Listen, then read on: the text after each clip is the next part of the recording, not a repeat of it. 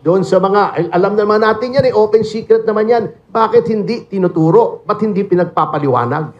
Yun po ang problema namin. So, we in the Partido Demokratiko Filipino are calling, number one, stop the optics. Stop the show.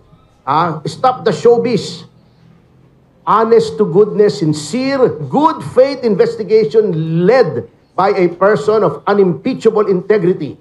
Si Mayor Magalong yan, bigyan nyo ng mga members yung kanyang komisyon na talagang wala rin na agenda, mga retired justices perhaps. Yun ang maganda. Nabibili. O, yung hindi kayang, Ex na nabibili. yan. Yun ang tignan natin. Kilala naman po natin kung sinong may integrity, sinong may probity, sinong wala.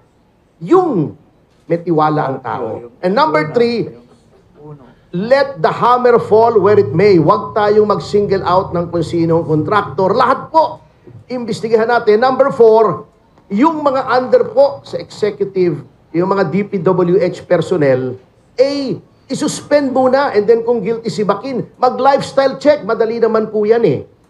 The buck stops with the president. Mga tao niya yan, mga executive officers niya. He's the chief executive. He should be responsible for them and he should discipline them kung talagang sincero siya.